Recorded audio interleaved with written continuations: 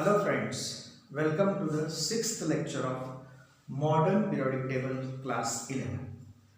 मागील लेक्चरमध्ये आपण periodic trends in physical properties पाहिलेल्या होत्या, ज्याच्यामध्ये आपण ॲटॉमिक रेडियस पिरियॉडिक टेबलमध्ये across the period from left to right कशी चेंज होते हे पाहिलेलं आहे. In the group from top to bottom ती कशी चेंज होते आपण पाहिलेलं आहे. आणि त्याचप्रमाणे आयोनिक रेडियस ही कन्सेप्ट सुद्धा आपण तिथं स्टडी केलेली आहे. आयोनिक रेडियस मध्ये दोन प्रकार होते, कॅटायनची रेडियस आणि ॲनायनची radius. Cation is form by the loss of one electron from the atom and anion is formed by the gain of one electron in the atom, and the periodic trend remains the same in case of ionic radius as that of the atomic radius. atomic radius प्रमाणेच तो cation साठी आणि anion साठी periodic table मध्ये trend असतो. त्यानंतर आपल्याला एक नवीन कन्सेप्ट पाहिजे, that is isoelectronic species. What is mean by isoelectronic species? Isoelectronic species. आता याच्या नावाकडे व्यवस्थित लक्ष द्या म्हणजे तुम्हाला कन्सेप्ट क्लिअर होईल. याचे तीन पार्ट आहेत. एक आहे आयसो इलेक्ट्रॉनिक आणि स्पीसीज. स्पीसीज मीन्स ॲटम और आयन. ॲटम आयन किंवा मॉलिक्यूल सुद्धा असतो, पण आपण इथं एलिमेंटच्या बाबतीत कन्सिडर करतो. That is why we have to consider only atom और ion. Okay, that is species म्हणजे ॲटम और आयन. आयसो याचा अर्थ सेम, इलेक्ट्रॉनिक याचा अर्थ electrons. That means we can form the definition of isoelectronic species as species means the atoms or ions having iso means same, electronic yacha arth electrons. The atoms or ions having same electrons in their outermost orbit or in their orbits are called as isoelectronic species. That means the atoms or ions having same electrons are called as isoelectronic species. Okay, मग आता याचं एखादं example आपण पाहूया. For example sodium आपण consider करूया. Atomic number आहे 11. Okay, sodium having atomic number 11. If it loses one electron it will convert into its cation. Okay, सोडियमच्या ॲटमनं जर एक इलेक्ट्रॉन लूज केला तर याच्या आउटरमोस्ट ऑर्बिटमध्ये एकच इलेक्ट्रॉन आहे. तो इलेक्ट्रॉन जर लूज केला तर राहिले 10 इलेक्ट्रॉन. त्यामुळं तयार होणारा जो कॅटायन आहे Na+ याच्यामध्ये असणार 10 electrons. Right. At the same time जर आपण फ्लोरीन हा ॲटम कन्सिडर करूया. Fluorine having atomic number 9. If it gains one electron, जर त्याने एखादा इलेक्ट्रॉन ऍक्सेप्ट केला, गेन केला, तर त्याचं रूपांतर anion मध्ये होईल. Okay, that means fluorine atom will be converted into fluoride ion, that is F minus Ni. And again here fluorine contains 9 electrons.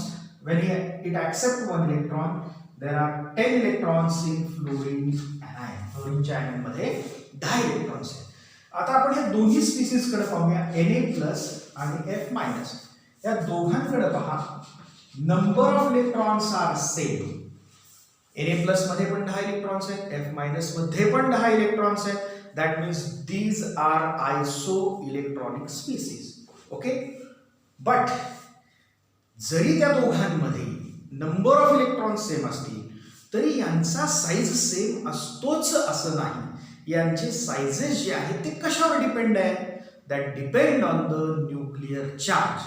मग आता इथे आपण पाहूया, Na+ ॲटम, Na+ आयन ज्या वेळेला तयार होतो त्यावेळेला सोडियमच्या ॲटम मधून एक इलेक्ट्रॉन गेलाय, पण प्रोटॉनची संख्या आहे तशीच आहे. That means Na+ contains 11 protons. That means the nucleus of Na+ contains positively charged 11 protons in its nucleus. While fluorine anion also contains 10 electrons in its out orbits. Okay, but fluorine anion atomic number पहा फ्लोरीनचा 9 आहे. याचा अर्थ fluorine contains 9 protons in its nucleus. And both these ions carry 10 electrons in their outer orbits. 10 electron त्यांच्या outer orbit मध्ये आहेत. Okay, पण दोघांच्या nucleus मध्ये जर पाहिलं, सोडियम आयनच्या न्यूक्लियस मध्ये 11 प्रोटॉन्स आहेत, 11 पॉझिटिव्ह चार्जेस आहेत. They exert attraction force on the 10 electrons, while in the fluorine anion that also contains 10 electrons in its outermost orbit or outer orbits, but there are only 9 positively charged protons which are attracting to the extranuclear electrons. आता इथे आपण पाहू शकतो सोडियमच्या item मध्ये 11 electrons, 11 proton जे आहेत, 11 positive charges त्या 10 इलेक्ट्रॉन्सला ओढतायत, म्हणजे इथं अट्रॅक्शन फोर्स जास्त आहे, त्यामुळे सोडियमचा आकार कमी असणार. त्याच पद्धतीनं फ्लोरीन मध्ये पण 10 इलेक्ट्रॉन्स आहेत, पण त्या 10 इलेक्ट्रॉन्सला ओढणारे प्रोटॉन्स पहा न्यूक्लियस मध्ये किती आहेत, 9 आहेत. तुलनेनं प्रोटॉन्स कमी आहेत, पॉझिटिव्ह चार्जेस कमी आहेत, त्यामुळं अट्रॅक्शन जास्त नसणार आहे, एक्झर्ट जास्त करू शकणार नाहीत ते 10 इलेक्ट्रॉन्सवर, त्यामुळे त्याचं आउटर मोस्ट ऑर्बिट थोडंसं मोठं असेल. And that is why fluorine has a larger size than that of Na+, त्याची साईज जास्त असणार आहे. म्हणजे आम्ही हे डिसाईड कशावरून करतो आयसोइलेक्ट्रॉनिक स्पीसीज मध्ये, that we decide from the number of protons. Number of isoelectronic species तर आहेतच, पण कोणाचा साईज जास्त असेल, ज्याच्यामध्ये प्रोटॉन्सची संख्या जास्त असेल त्याचा साईज कमी असणार, आणि ज्याच्यामध्ये प्रोटॉनची संख्या कमी आहे त्याची साईज मात्र जास्त असणार. ही कन्सेप्ट खूप महत्वाची आहे. म्हणजे आपण डायरेक्टली असं म्हणू शकतो, in the isoelectronic species, the species having more atomic number, इथं बघा दोघांमध्ये atomic number पहा, सोडियमचं जास्त आहे, more atomic number is smaller than the ion किंवा isoelectronic species having more or less atomic number. अशा पद्धतीने आपण ते कम्पेअर करू शकतो. तसंच आता तुम्हाला याच्या बाबतीत काही न्यूमेरिकल्स पण आहेत, त्यांच्यामध्ये पण आपल्याला कम्पेअर करायचं आहे की त्याच्यावर काही, म्हणजे आधी आपण शिकलेली कन्सेप्ट कॅटायन्स अँड आयनायन्स, त्याच्या साईजेस ॲटमच्या मूळ ॲटमच्या पेक्षा कमी असतात की जास्त असतात हे आपण त्यावरून कम्पेअर करू शकतो, किंवा आयसोइलेक्ट्रॉनिक स्पीसीसमध्ये पण कम्पेअर करू शकतो. यावर आधारित एखाद 2 मार्काचे न्यूमेरिकल्स तुम्हाला असू शकतात. एक न्यूमेरिकल आपण इथे घेऊया. For example Na and Na+, these are the 2 pairs, हे 2 पेअर्स आहेत. आता याच्यामध्ये which is the largest atom and which is the smallest, असं जर विचार, which of the following is the largest and which is the smallest, असं जर विचार कम्पेअर करा, तर आपल्याला विचार करावा लागेल, आपल्याला माहिती असणं आवश्यक आहे त्याकरता की आपण आयोनिक रेडियस मध्ये कन्सेप्ट एक शिकलेला आहोत. Cations are smaller than the original atom. That means इथं पहा Na आणि Na+, याच्यामध्ये कॅटायन आहे Na+, that is has a smaller size than that of the atom. Okay, that means Na has larger size than that of Na+. आणि तशाच पद्धतीने जर chlorine आणि क्लोरीन मायनस, Cl आणि Cl मायनस, आता same item आहेत आणि त्याचा तो anion तयार केलेला आहे. मग आपण एक कन्सेप्ट शिकलेला आहोत आयोनिक रेडियस मध्ये, anions are larger in size than the original atom. That means Cl minus should be larger in size than that of chlorine. Okay, या पद्धतीनं आपण याच्या साइजेस कम्पेअर करू शकतो. आणि हे जे सर्व आहे हे ऍक्च्युली तसं पाहायला गेलं तर स्क्रीनिंग इफेक्टवर अवलंबून आहे. काही काही ठिकाणी आपल्याला स्क्रीनिंग इफेक्टचा पण काय परिणाम होतो हे पाहिलं पाहिजे. त्याकरता काही ठिकाणी आपल्याला वेगवेगळ्या ऑर्बिट कशा प्रकारे स्क्रीनिंग इफेक्ट दाखवतात ही माहिती असणं आवश्यक आहे. म्हणजे फॉर एक्झाम्पल आपण 4 प्रकारचे ऑर्बिट पाहिलेले आहेत. S orbital is spherical in shape, P orbital is dumbbell shape, D orbital is double dumbbell shape, and d orbital has a complex structure that is a mixture of all these suborbitals. Okay, तर याच्यामध्ये s orbital जे आहे that has more or most screening effect, हे सगळ्यात जास्त screening effect दाखवतो कारण तो स्फेरिकल शेप आहे.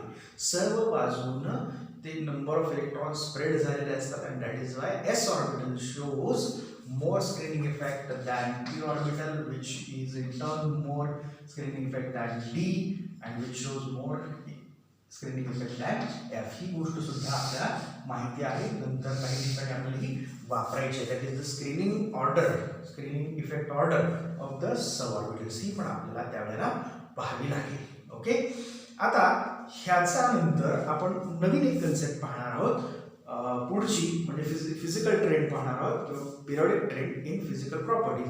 तर ती टर्म आहे आयोनायझेशन पोटेन्शियल. तर what do you mean by ionization potential हे आता आपण पाहूया. ओके, तर आयोनायझेशन पोटेन्शियलचा अर्थ किंवा त्याचा ट्रेंड काय आहे हे पाहण्यासाठी आपल्याला आयोनायझेशन एन्थॅल्पी म्हणजे काय हे कळणं आवश्यक आहे. आयोनायझेशन नावावरून कळतं आयन्स तयार करायचे. एन्थॅल्पी मीन्स एनर्जी. एखाद्या ॲटम मधून जर एखादा आउटरमोस्ट इलेक्ट्रॉन आपण रिमूव्ह केला तर त्याचं रूपांतर कॅटायन मध्ये होतं. म्हणजे आउटरमोस्ट ऑर्बिट मधला इलेक्ट्रॉन आपल्याला रिमूव्ह करायचा आहे आणि त्याकरता जेवढी एनर्जी आपल्याला द्यावी लागते, एन्थॅल्पी मीन्स एनर्जी, जेवढी प्रोव्हाइड करायची कशासाठी, आयन्स तयार करायचे. आयन तयार करायचं म्हणजे आउटरमोस्ट ऑर्बिट मधला इलेक्ट्रॉन आपल्याला बाहेर काढायचा आहे. That is called as ionisation एन्थॅल्पी.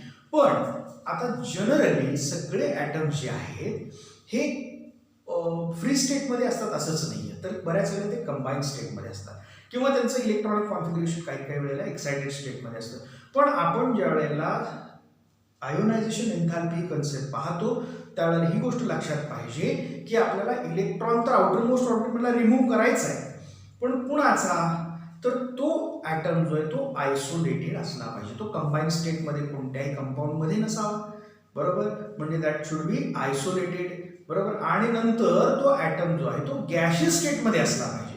जर तो सॉलिडमध्ये असला तर त्याला लिक्विडमध्ये करा, लिक्विडमधून पुन्हा गॅसमध्ये करा. म्हणजे इथं एनर्जी जी आहे ती वेगवेगळी लागू शकते प्रत्येकाला, कारण काही एलिमेंट सॉलिडमध्ये आहेत, काही लिक्विडमध्ये आहेत, काही गॅसेसमध्ये आहेत. मग गॅसेसला एनर्जी कमी लागेल असं वाटेल आपल्याला. बरोबर, पण जर लिक्विड असेल तर लिक्विडचं पहिल्यांदा गॅसमध्ये करा, गॅसमधून नंतर त्याचा आउटरमोस्ट ऑर्बिट मधला इलेक्ट्रॉन काढा. किंवा सॉलिड असेल तर सॉलिडचं पहिल्यांदा लिक्विडमध्ये, लिक्विडचं गॅसमध्ये, गॅसमधून मग ह्या प्रोसेस आपण लक्षात घेणार नाहीत. ही आधी लागणारी एनर्जी आपल्या विचारात घ्यायची नाही. तर आपल्या विचारात काय घ्यायची आहे, तर तो एलिमेंट गॅशियस स्टेटमध्ये असला पाहिजे आणि आयसोलेटेड असला पाहिजे. त्याच्या आउटरमोस्ट ऑर्बिटमधून इलेक्ट्रॉन रिमूव्ह करण्यासाठी जेवढी एनर्जी लागेल that is called as ionisation enthalpy किंवा त्याला आयोनायझेशन पोटेन्शियल सुद्धा म्हणतात. It is denoted by delta I H असं आपण त्याला जनरली डिनोट करतो. That is I means ionisation, okay, H means enthalpy and this is the delta म्हणजे change in the energy or provided energy. Okay, and always ionisation enthalpy is always positive. ही generally positive असते. Ionisation energy is generally positive because you have to remove the electron. Electron remove करायचं आहे म्हणजे तुम्हाला energy provide करावी लागते. That is why it is always positive. Okay, तर आपण याची डेफिनेशन पाहूया. इट इज द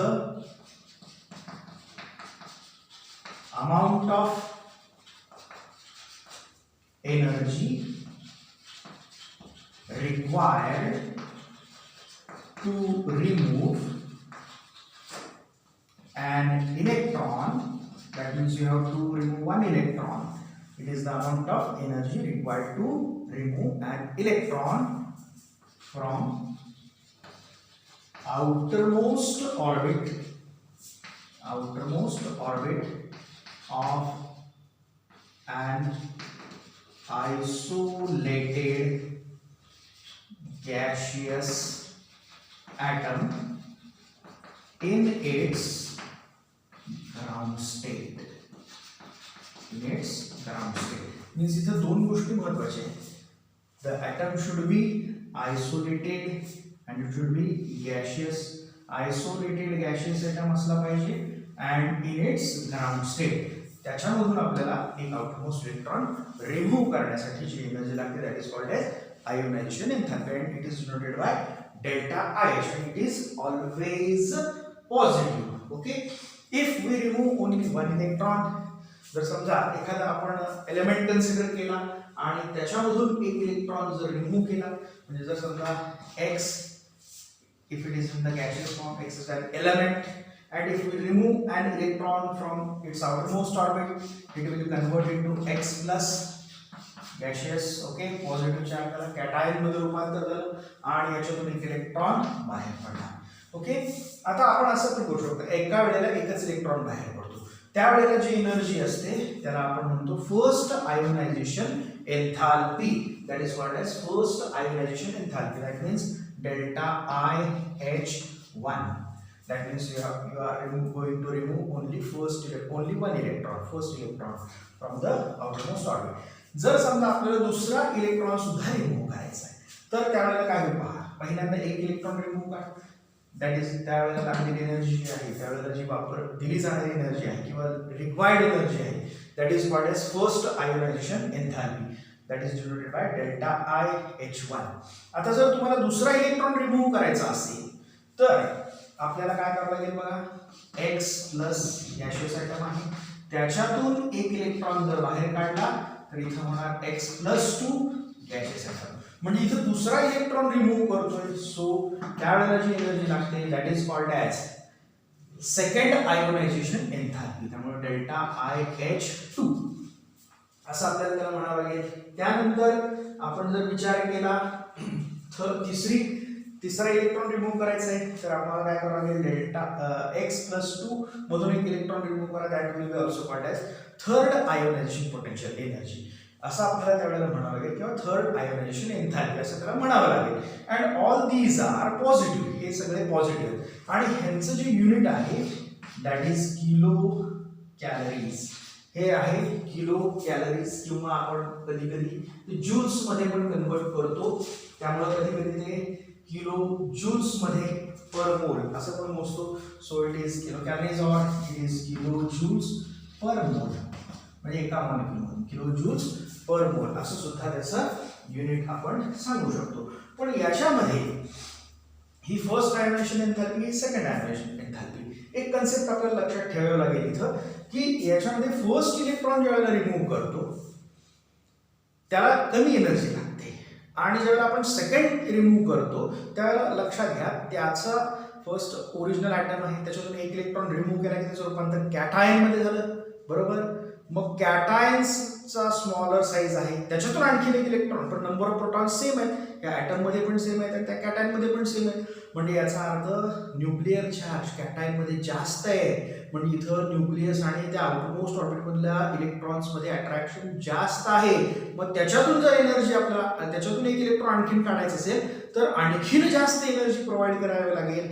म्हणजेच याचा अर्थ डेल्टा एच आय एच 1 पेक्षा डेल्टा आय एच 2 हा जास्त असणार. जर थर्ड इलेक्ट्रॉन काढायचा असेल तर डेल्टा आय एच 3 जास्त असणार अँड सो ऑन. म्हणजे पहिला इलेक्ट्रॉन काढतो आउटरमोस्ट मधला इलेक्ट्रॉन आपण रिमूव्ह करतो त्याच्यासाठी लागणारी एनर्जीपेक्षा दुसरा इलेक्ट्रॉन काढण्यासाठी एनर्जी जास्त लागेल त्याच्यापेक्षा तिसरा इलेक्ट्रॉनसाठी अँड सो ऑन असं आपण म्हणू शकतो. कारण प्रत्येक वेळेला nuclear charge will remain the same. बरोबर आहे. Nuclear charge will remain the same but the cations are decreasing in size. जसजसे इलेक्ट्रॉन्स रिमूव्ह करतो तसं त्या कॅटायन्सचा आकार हळूहळू कमी होत जाईल आणि त्यामुळे एनर्जी तुम्हाला त्या आउटरमोस्ट इलेक्ट्रॉन रिमूव्ह करण्यासाठी लागणारी एनर्जी आहे ती जास्त असणार. That is why the ionization enthalpy first ionization enthalpy is less than second ionization enthalpy which is in turn less than third ionization potential so on अशा पद्धतीने आपण म्हणू शकतो. पण याचा जर आपण ट्रेंड पाहिला पिरियॉडिक टेबलमध्ये पण आपल्याला याचा ट्रेंड पाहायचा की आयोनायझेशन एन्थाल्पी एखाद्या पिरियडमध्ये वाढते फ्रॉम लेफ्ट टू राईट वाढते की कमी होते किंवा एखाद्या ग्रुपमध्ये वाढते की कमी होते हे आपल्याला पाहिलं पाहिजे. तर as we move across a period from left to right the atomic size or atomic radius goes on decreasing. आपल्याला माहिती आहे कोणत्याही पिरियडमध्ये लेफ्टचे जे एलिमेंट आहेत त्यांची ॲटॉमिक साईज जास्त आहे आणि राईटचे जे एलिमेंट आहेत त्यांची ॲटॉमिक साईज कमी आहे हे आपल्याला माहिती आहे. म्हणजे इथं न्यूक्लियस आणि त्या आउटरमोस्ट इलेक्ट्रॉन यामधलं डिस्टन्स जास्त आहे त्या मानानं इथं न्यूक्लियस आणि आउटरमोस्ट इलेक्ट्रॉन यामधलं अंतर कमी आहे. मग आता विचार करा ह्या पॉझिटिव्हली चार्ज न्यूक्लियस पासून जर या आउटरमोस्ट इलेक्ट्रॉनचं अंतर जर जास्त असेल तर आपल्याला त्याला रिमूव्ह करण्याकरता कमी एनर्जी लागेल. बरोबर. आणि इथं पहा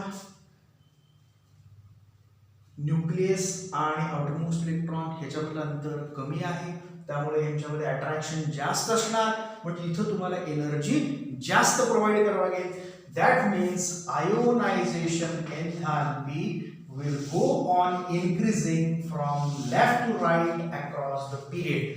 या पिरियड मध्ये कोणत्याही पिरियड मध्ये जर आपण विचार केला तर आयोनायझेशन एन्थॅल्पी जी आहे ती लेफ्ट टू राईट जी आहे ती वाढत जाते, because effective nuclear charge goes on increasing and atomic size goes on decreasing. That is why ionization enthalpy also goes on increasing from left to right across a period. आता हेच जर आपण ग्रुपच्या बाबतीत पाहिलं, एखाद्या ग्रुपमध्ये आपण कन्सिडर केलं तर फ्रॉम टॉप टू बॉटम काय होतं इथं आपण पाहूया. फ्रॉम टॉप टू बॉटम काय होतं, सगळ्यात पहिला जो एलिमेंट आहे वरचा तो आकाराने कमी असतो, त्याच्यानंतर नंबर ऑफ शेल्स इन्क्रीज होतात, सेकंड 2 शेल झाले समजा इथं, ओके, इथं एकच सबशेल आहे, इथं 2 आहे. तिसऱ्या पिरियडमध्ये जर गेलो आपण, न्यूक्लियस 1 2 3 सबशेल्स आर देअर, बरोबर. आता आपल्याला पहा इथं आउटरमोस्ट इलेक्ट्रॉन रिमूव्ह करायचं आहे, इथं पण रिमूव्ह करायचं आहे, इथं पण रिमूव्ह करायचं आहे. या तिन्हीच्या केसेसच्या बाबतीत जर पाहिलं, फर्स्ट टॉपचा जर आपण एलिमेंट कन्सिडर केला त्याच्या न्यूक्लियस मधलं आणि आउटरमोस्ट इलेक्ट्रॉन मधलं डिस्टन्स जे आहे ते अतिशय कमी आहे. याचा अर्थ हा इलेक्ट्रॉन ह्या न्यूक्लियसशी जास्त बाइंड असणार, जास्त अट्रॅक्ट झालेला असणार.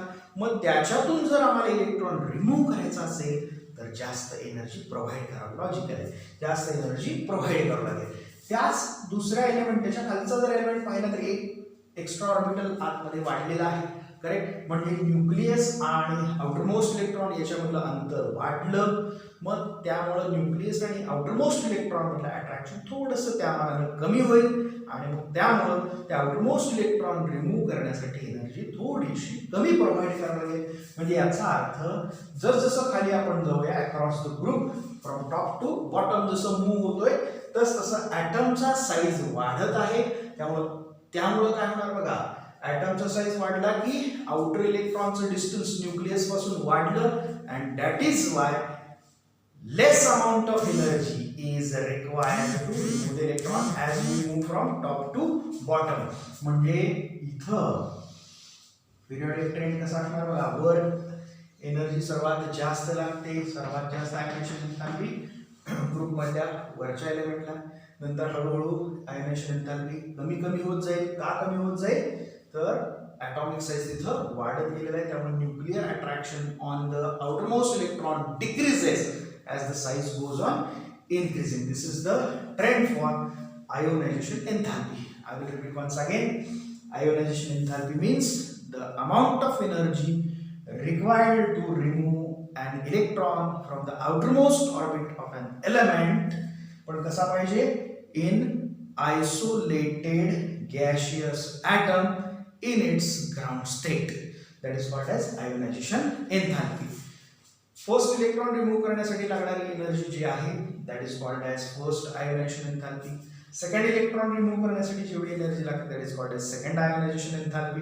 But when we remove the first electron, it is converted into its corresponding cation, and therefore effective nuclear charge is increased, and that is why we have to work against the increased effective nuclear charge, and that is why more amount of energy is required to remove the second electron. That means second ionization enthalpy is more than the first ionization enthalpy, and so on. In the first picture second ionization enthalpy जास्त असणार, second picture third picture fourth, and so on. And this is calculated or this is expressed in form of in the units kilojoule per mole. And across the period from left to right, the ionization enthalpy goes on increasing.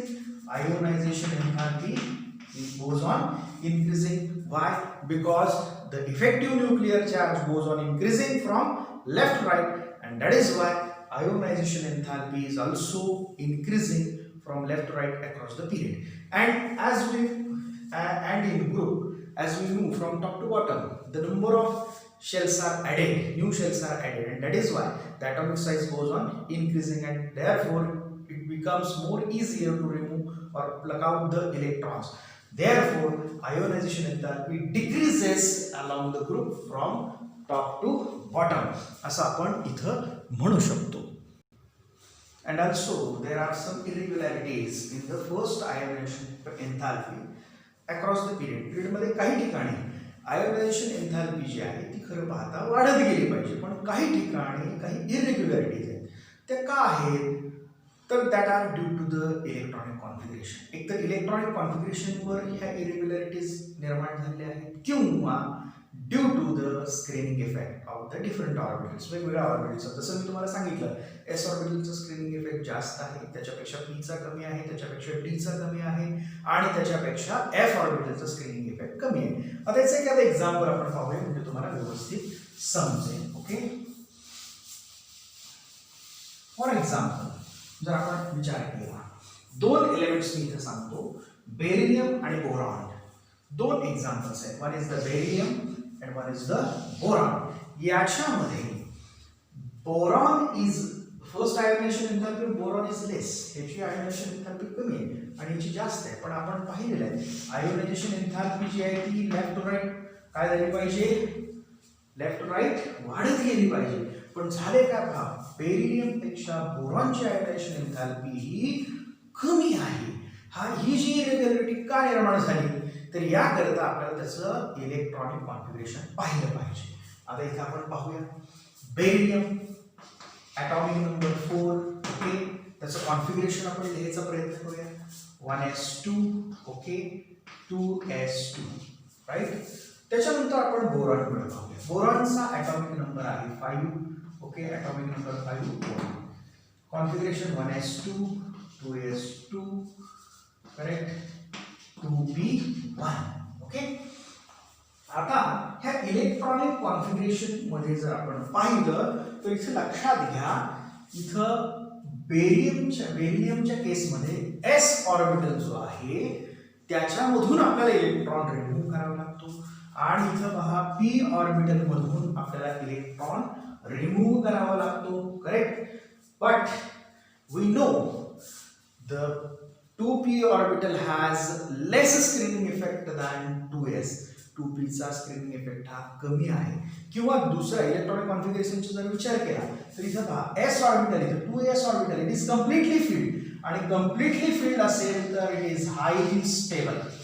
This is highly stable. Highly stable electronic configuration हे beryllium मध्ये दिसतं. परंतु इथं बोरॉनच्या बाबतीत जर पाहिलं, P orbital मध्ये एकच इलेक्ट्रॉन आहे. हाफ फिल्ड किंवा कम्प्लिटली फिल्ड ऑर्बिटल जर असतील तर त्यांना एक्स्ट्रा स्टॅबिलिटी प्राप्त होते.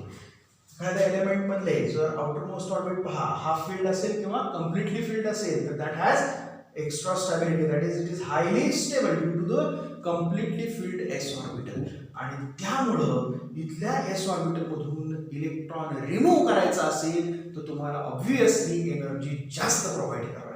पण इथं पी ऑर्बिटल पहा, इट इज पार्शियली फिल्ड, ते पूर्णपणे कम्प्लिटली फिल्ड पण नाही, हाफ फिल्ड पण नाही. हाफ असेल तर 3 असायला पाहिजे, हाफ फिल्ड असेल तरी पण एक्स्ट्रा स्टॅबिलिटी आहे. तसं नाही, हे पार्शियली फिल्ड आहे. त्यामुळे याच्यातून इलेक्ट्रॉन काढणं जास्त सोपं आहे.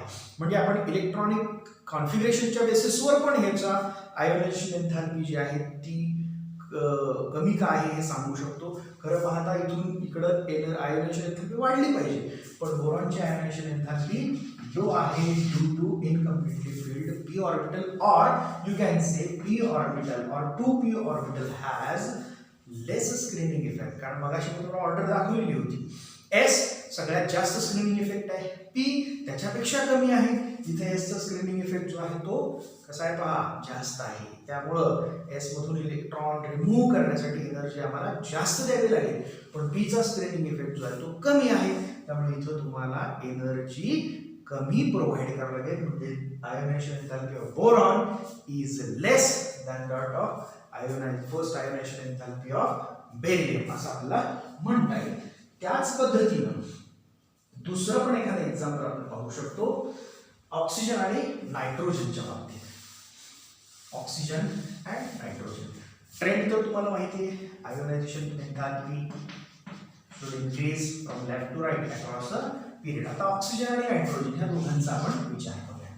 ऑक्सिजन आणि नायट्रोजन याच्यामध्ये oxygen is ionization enthalpy of oxygen is smaller ह्याची आयनायझेशन एन्थॅल्पी स्मॉलर आहे and enthalpy first ionization enthalpy of nitrogen is higher.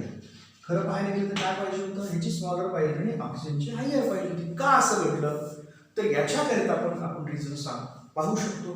त्याकरिता तर पहिल्यांदा त्याचं इलेक्ट्रॉनिक कॉन्फिगरेशन कन्सिडर करूया, नायट्रोजनचं आणि ऑक्सिजनचं. आता नायट्रोजन पहा, atomic number is 7.